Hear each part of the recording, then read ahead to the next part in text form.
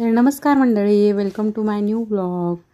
तर आज थोडंसं पहाटेच उठलेली आहे मी, किमान 5:30 वाजलेले होते आणि मम्मीची आमच्या बघा सकाळ सकाळी आवरावर चालू झालेली आहे. आणि सकाळ सकाळी थोडंसं मी काढा करून घेतलेला होता घशाच्या चांगल्यासाठी. तर माहेर म्हटलं की एक तर लवकर उठू वाटत नाही, पण मी का लवकर उठले पाहू शकता, बाहेर अजून अंधार आहे. ज्यांचे आई वडील जॉबवरती आहेत ते माझं दुःख नक्कीच समजू शकतील. कसं असतं ना, माहेरून मी थोडे दिवसाची सुट्टी घेऊन येते आणि त्यात ही मम्मी घरी नसते. पप्पा तर कधी असतात कधी नसतात.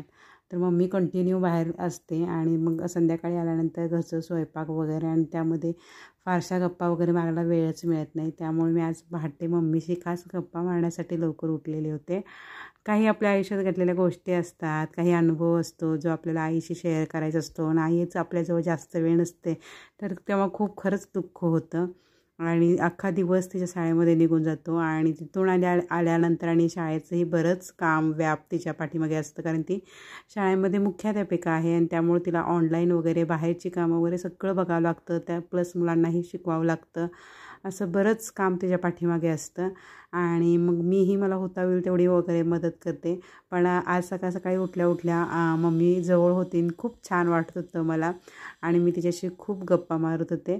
माझ्या आयुष्यातले बरेच प्रॉब्लेम्स असतील वगैरे तर फक्त ते मम्मीशी शेअर केल्यामुळे कमी होतात आणि मला खूप हलकं फील होतं. प्रत्येक गोष्टीचा तोडगा ना आपल्या आईकडे असतो. कधीही पहा, कुठलेही प्रॉब्लेम्स असू द्या, त्याच्यावरती सोल्युशन लगेच तिच्याजवळ आपल्याला सापडतं आणि मी खूप मोटिवेट होते माझ्या मम्मीच्या बोलण्याने. अरे बापरे, तुम्ही म्हणाल काय पसारा करून ठेवलेला आहे हॉलमध्ये. तर ॲक्च्युली निकिताचं जेव्हा शॉप होतं त्यावेळेस त्यामधील जे काही कपडे बाकीचे जो शिल्लक आहेत तर तेच ओंकारने इथं आणून ठेवलेली होती, कारण त्याला एकदमच आता कस्टमर आलेलं होतं आणि ते एकदम सगळे लॉटमध्ये घेणार होते कपडे. सो बऱ्यापैकी त्याने सेलमध्ये सगळी विक्री केलेली होती आणि काहीसा शिल्लक माल होता. सो सगळं आम्ही मम्मा आणि मी थोडंसं व्यवस्थित लावत होतो हे सगळं. आणि अजून आम्ही फ्रेशही झालेलो नव्हतो. जवळजवळ 8-8:30 वाजेपर्यंत हेच काम आम्ही दोघी करत होतो. तिने मध्येच मला चहा आणून दिला, त्यामुळे थोडंसं फ्रेश वाटलं. आणि कपडे पाहू शकता तुम्ही, खूप छान आहे आणि कपडा देखील त्याचा छान आहे. मला खूप छान छान वाटले. त्यातला एक मलाही ड्रेस मी घेतलेला आहे आणि हाही पाहू शकता तुम्ही, खूप फॅन्सी पॅटर्न आहे. तर गणपती येणार आहेत आणि आम्हाला डेकोरेट करायचं आहे, त्यामुळे हे पटपट आवरण्याचं काम चालू आहे. मी अजून फ्रेश नाही आहे म्हणून मी माझा चेहरा दाखवला नव्हता. ते पडते ते लक्ष देऊ नका, माझ्याकडे लक्ष द्या. मी फ्रेश झाली नाही तर खुश आहे, कारण मम्मीने आज रजा काढलेली आहे आणि सरप्राईज देते अचानक. मला म्हणजे नाही ग, मी स्कूलला जाणार आहे. खरंच मम्मी घरात असली ना की खूप मजा वाटते आणि नाहीतर मग माहेर येऊन पण आल्यासारखं वाटत नाही. मी प्रत्येक ब्लॉगमध्ये म्हणते I am so happy mamma, thank you so much. चला, तर आता अजून खूप सारं काम पडलेलं आहे. तर आम्ही इकडे बघा असे कपडे घडी करून ठेवलेले आहेत. अजून बरंच काम बाकी आहे, तर भेटूया नंतर. तर मम्माची फ्रेश होऊन चाललेली आहे पूजा. तर आज श्रावणातील शेवटचा सोमवार आहे आणि खरंच पूजा आणि घरामध्ये धूप अगरबत्ती झाली की खरंच घर खूप फ्रेश वाटतं, वातावरण खूप आनंददायी वाटतं.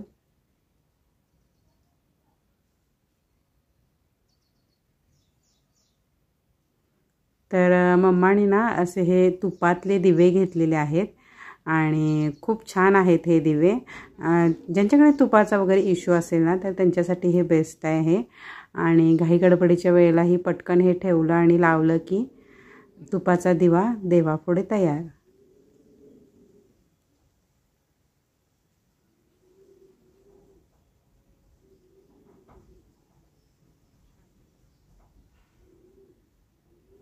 छानच, देवारा खूप सुंदर दिसते.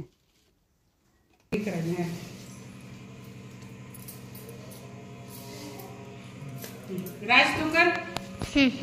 थांब. हा सुट्टी आहे पण आमच्या मम्माला आराम करायचं माहीत नाही. साफसफाई स्वच्छता मोहीम चालूच आहे. एक मिस्टेक झालेली आहे. गपच काय त्याला काय, प्रत्येकाच्या घरात होते. तर इथला पाण्याचा नळ तुटलेला आहे, अचानक नॉर्मली धक्क्याने तो तुटलेला आहे. त्यामुळं मग पाणीच पाणी झालेलं आहे. अशी समस्या कोणाकोणाच्या घरी होते सांगा. अगदी जोशात आमची मम्मी आज सुट्टी आहे, स्वच्छता मोहीम तिने हाती घेतली होती. तर असं कोणाकोणाच्या घरी प्रॉब्लेम होतात ते सांगा स्वच्छता मोहीम हाती घेतल्यानंतर. किंजलला एन्जॉय आणि मजा वाटायली. बापरे, एवढा मोठा पेरू आहे.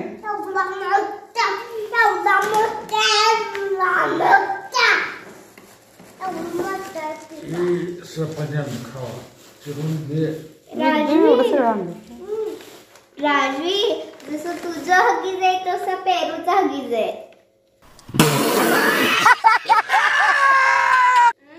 तुझं हगीज आहे तसं पेरूचा हगीज आहे.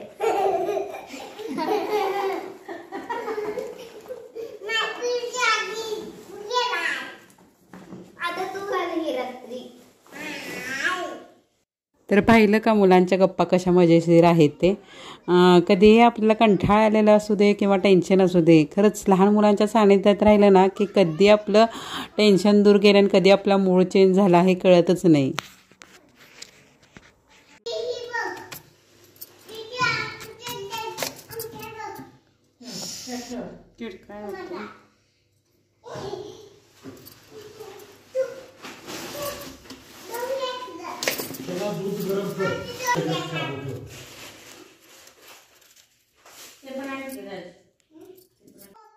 तर या मंडळी, तुम्ही देखील पेरूचा आस्वाद घ्याला.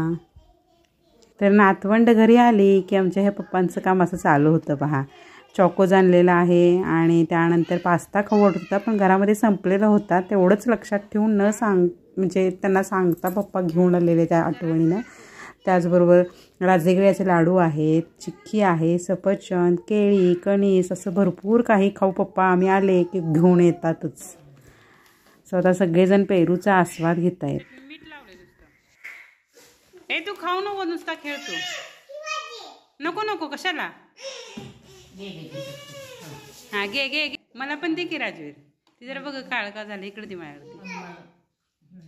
खा गो बेबी, तू खा, तू खा. तुम्हाला म्हणायचं.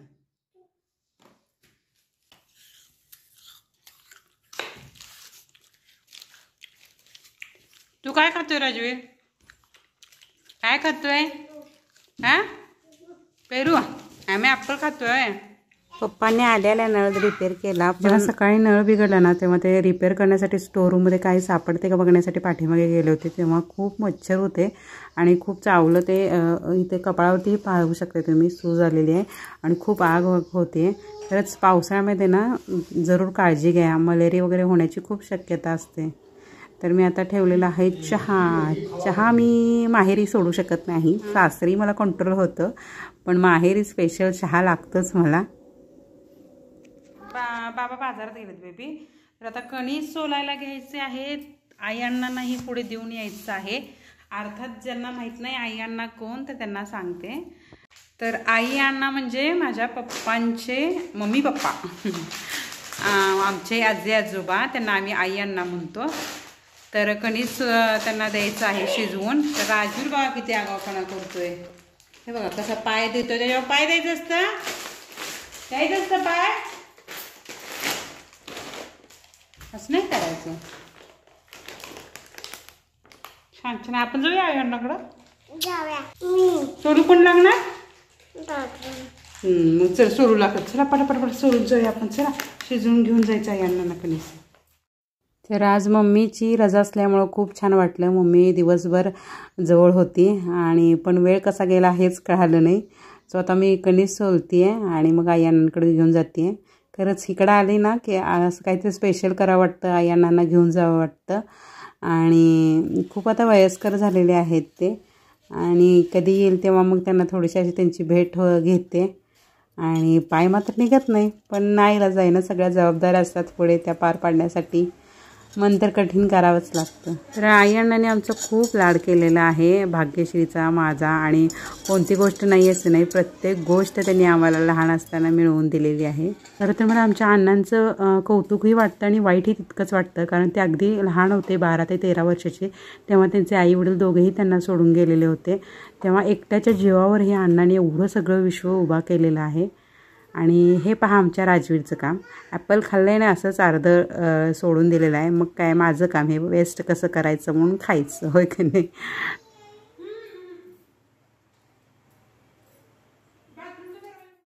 तर कुकरला अजून शिट्टी व्हायची होती, तोपर्यंत म्हटलं कणिक मळून घ्यावी आणि मग भाग्यश्री चपात्या वगैरे करेन. तर आज सोमवार आहे त्यामुळे ती काही स्पेशल मेनू बनवणार होती. कशाला? 750 6500 6,500 तसं 400 ला ह्याच्या मग 400च म्हणतात. 400 आणि 450 असेल तर 450 नाही. बुक घेतला, स्टडी करतोय तू राज. हा वाच, फाडायचं नाही हो, ते पप्पा मग रागवतेत. वाच.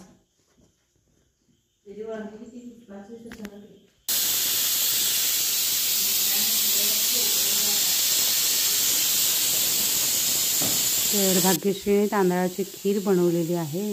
Yummy yummy.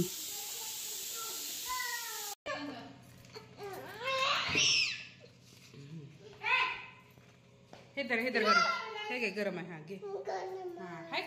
कधी मला कळतच नाही माहेरी सुट्टीसाठी आराम करण्यासाठी आलेली आहे की भांडणं सोडवण्यासाठी आलेली आहे. सतत दोघांची भांडणं लागतात. सतत राजवीर किंजलला त्रास देतो आणि तू मोठी आहेस म्हणून तर तिला तरी मी किती शांत बसवणार. सो कणिक शिजलेला आहे आणि आता मी घेऊन चाललेलो आहोत. कुठे चाललात? आई अण्णांकडे.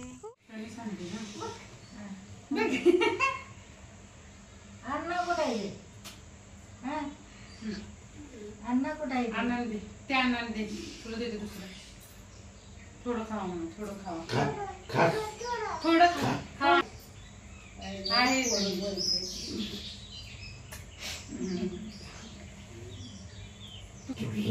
हा, असंच खावा की, असं खावा की. ही देऊ. हे घे, ही गार झाली, तू खाई. त्यातलं शेकरला वास ठेवा.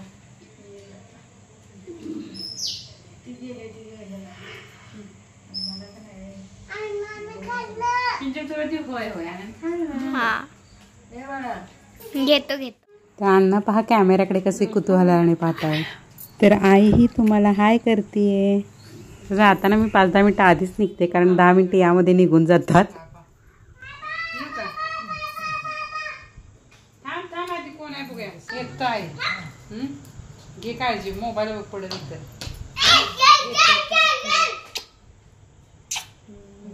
आणि की होय होय. असू दे असू दे. सोन्या म्हणे अण्णा येतो. तर पकोडे स्पेशल झालेले आहेत. तळण झालेलं आहे तळून. पकोडे स्पेशल भाग्यश्री. कष्टाचा घाम आलेला आहे मला. हो ना, खूपच सारं कष्ट घेतलेलं आहे. मंडळी आज व्हिडिओ खूप लॉंग झालेला आहे तर निरोप घेते येथेच.